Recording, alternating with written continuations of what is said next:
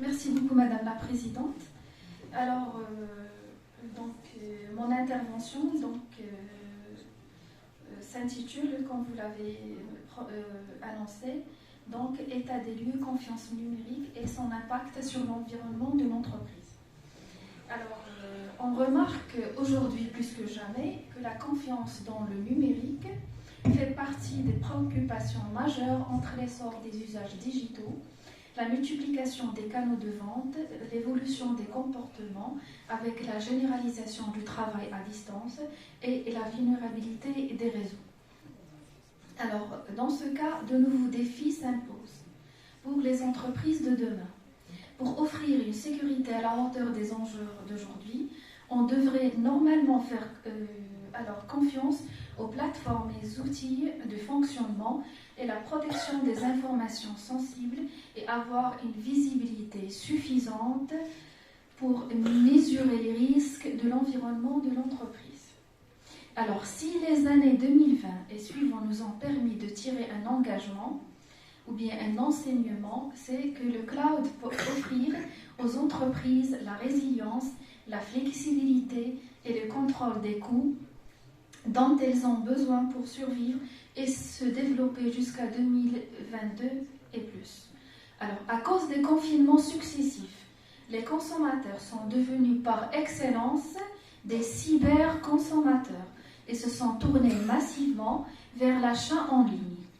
Alors, pour autant, la confiance numérique est-elle au rendez-vous? Dans le même temps, l'Internet reste un espace où les criminels continuent de tisser leur toile. Dans ce contexte, on se demande comment construire la confiance numérique pour les entreprises qui sont en ligne. Alors, ceci est problématique premièrement pour les dirigeants. L'incertitude des utilisateurs quant aux mesures de cybersécurité mises en place expose en effet l'entreprise à des risques plus élevés. Alors, si les employés ignorent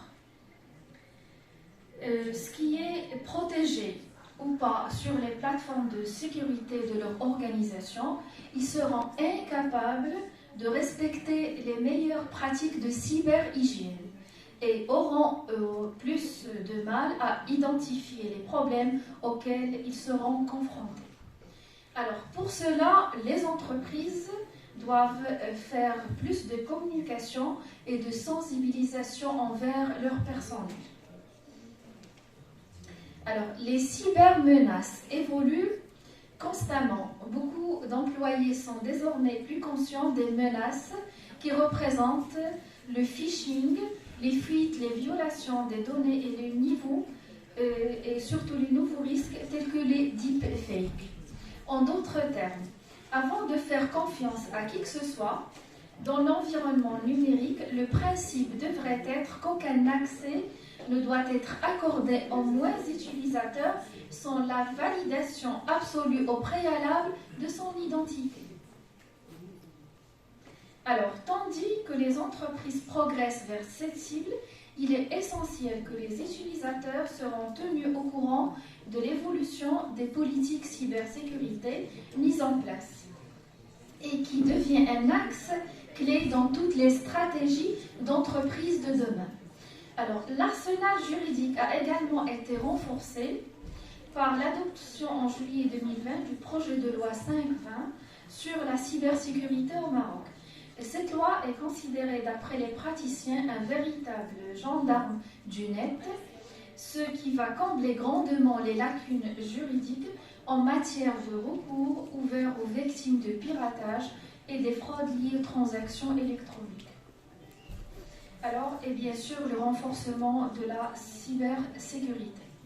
Alors, les grandes entreprises du numérique au Maroc ou bien dans d'autres pays ne sont pas épargnées, ni des fuites massives des données, ni alors les modèles économiques qui semblent menacer nos vies privées, opacité des algorithmes, la multiplication des fake news et des scandales politiques et financiers.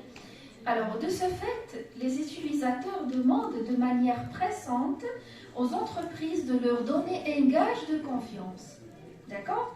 Alors cette confiance semble aujourd'hui en crise. Alors d'après les baromètres, elle s'érode particulièrement envers les médias, les gouvernements et l'économie de manière globale. Alors on passe aux états des lieux du marché numérique au Maroc. Alors, on a les PME et les TPE marocaines ne sont pas toujours conscientes de l'importance de la protection de leur parc informatique. Alors, elles tardent à engager les investissements nécessaires. On est obligé de revenir au mot-clé cybersécurité des entreprises.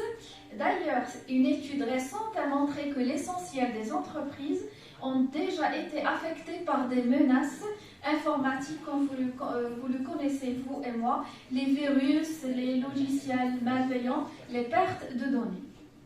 Les entreprises marocaines, il s'avère, ne se protègent qu'avec un simple antivirus. Alors, seules les grandes entreprises ou les entreprises de forte technologie se sont dotées d'outils de protection de leur plateforme numérique. Alors, les efforts de l'État se focaliseront également sur l'accompagnement des startups, une adoption récente sur la confiance numérique et toute entreprise de toute taille de profiter pleinement des services de l'ergonomie de la plateforme, à l'instar d'Aman Zain, investi par Maroc Numérique Fund 2.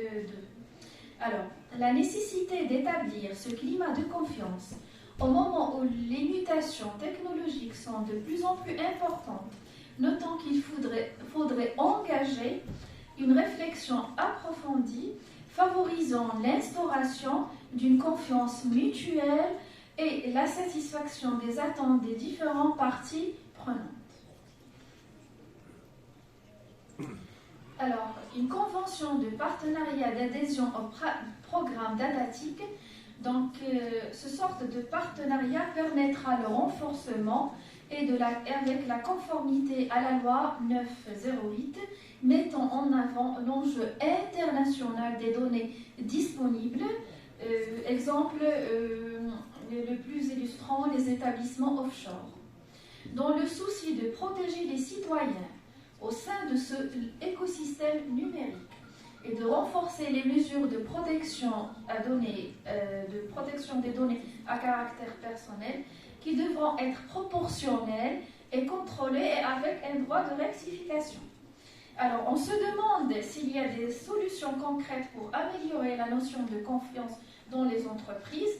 Faut-il penser à l'intelligence artificielle qui peut jouer un rôle en matière de sécurité et de confiance? Donc, le machine learning peuvent être des atouts dans ce domaine. C'est un exemple. L'open data également, c'est une solution. Alors, cette intelligence permet aux entreprises de sécuriser davantage un grand nombre de transactions à travers des plateformes sécurisées. Cette possibilité, il faut penser l'intégrer davantage au Maroc. Alors, on arrive aux recommandations. Alors, les dirigeants doivent faire de la sensibilisation au processus de communication constante de leurs employés.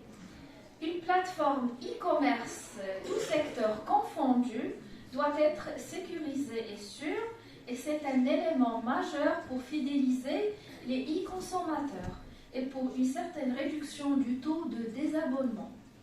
Alors, les marques de commerce électronique peuvent aller plus loin en développant des enquêtes de satisfaction client pour évaluer le sentiment concernant la confidentialité des données. Alors, favoriser la confiance en faisant preuve de transparence dans la collecte des données, la communication des protections et in fine, la protection spécialement des cyberconsommateurs. Donc, je vous remercie.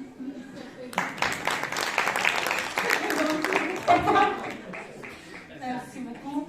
السنة الكريمة للزين فاسي الفهري تحفتنا بمداخلة فيها واحد النوع من التقاطع مع المداخلة ديال الأستاذين الكريمين، وحاولت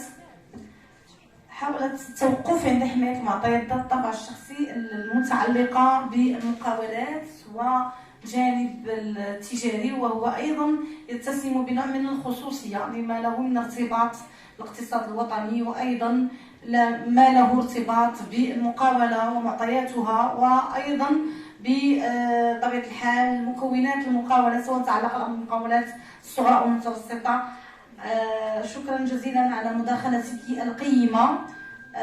أستطرد وأمر الكلمة مباشرة لفضيلة الدكتور الكريم الأستاذ عبد المجيد الكرزي، وهو أيضا قانوني من كلية الحقوق بفاس والمتخصص في هذا المجال، له إصدارات علمية عديدة ومتعددة، آخرها كتاب يتعلق بالحماية القانونية للمعطيات الشخصية بالمغرب، دراسة مقارنة، وكتاب غني.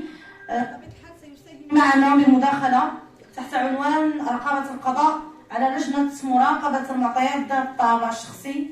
أكيد أننا سنستمتع معه، فليتفضل مشكورا.